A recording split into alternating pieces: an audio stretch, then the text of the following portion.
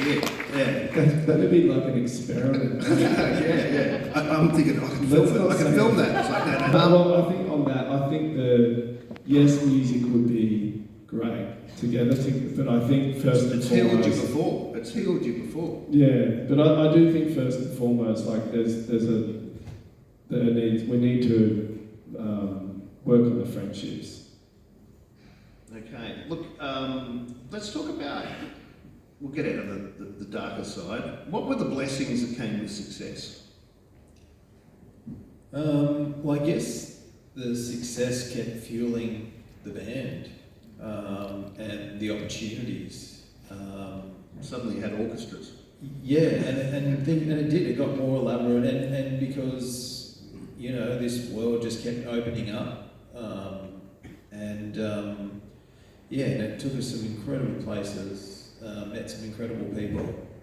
But I guess the success just kept feeding the band, and like I said, it just kept opening up to this world in front of us. I mean, we just the experience, the experience of touring the world and doing what we always dreamed of doing. With your best mates. With your best mates by your side. Awesome.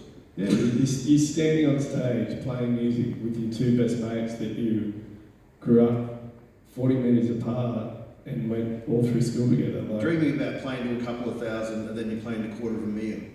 Yeah, it's like, you just, they're the moments you need to be thankful for.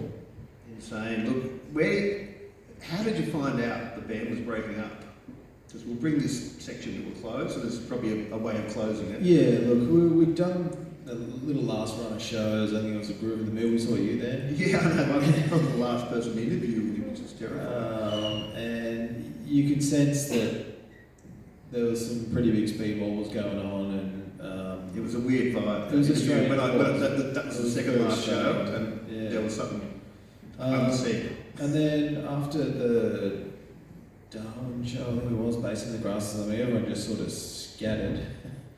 And then very little contact, some conversations with management essentially around sort of just putting the band in indefinite hibernation and sort of coming to terms with this press release that we'd agreed to put out.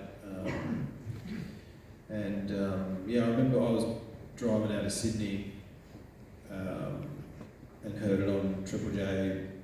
Yeah, it was hard to hear, and definitely had a certain kind of finality to it. But it was. We didn't exactly sit around a table and discuss. Yeah, you think the end would come with the three of you in a room? Yeah, at the very least, I think we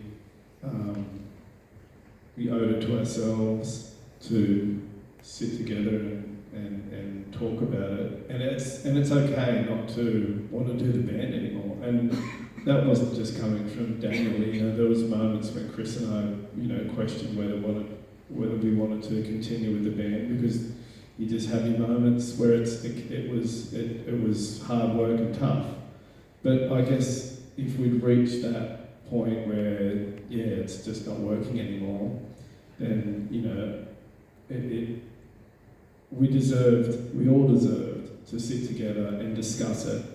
But unfortunately, there was never any conversations at all. It was very up in the air, and it was very much through our management. And the theory was that we wanted Watto, our manager, encouraged us to leave it as an indefinite hibernation, because you don't know how you'll feel in 5 or 10 years, and maybe that's how much time we needed.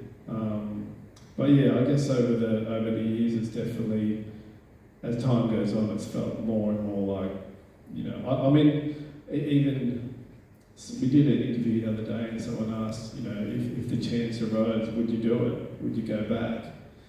And I would be kind of concerned. My fear would be that the spark's not there, that magical spark that we had. you'd have to kill the friendship first.